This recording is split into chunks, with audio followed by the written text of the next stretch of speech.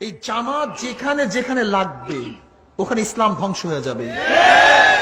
জামাত লাগছে আলিয়া মাদ্রাসার মধ্যে, আলিয়া জামাত লাগছে ইত্তেহাদুল উম্মার মধ্যে, ইত্তেহাদুল উম্মা।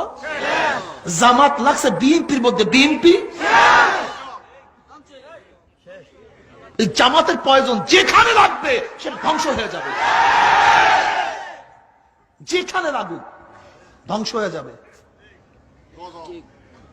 আল্লামা দারখাস্তি রহমাতুল্লাহ বলছেন, আল্লামা দারখাস্তি রহমাতুল্লাহ হাফিজুল হাদিস, যে হাফিজুল হাদিস 1 লক্ষ উপর হাদিস মুখস্থ ছিল, আব্দুল্লাহ দারখাস্তি রহমাতুল্লাহ আলাইহি, তিনি বলেছেন যদি কোন দেশ যদি কমিউনিস্টরা দখল করে নেয় সেখানেও একদিন ইসলাম আসতে পারে, কিন্তু আল্লাহ না করুক কোন দেশ যদি জামাত দখল করে ফেলে কিয়ামতের আগ পর্যন্ত আর কোনদিন সেখানে ইসলাম আসবে না।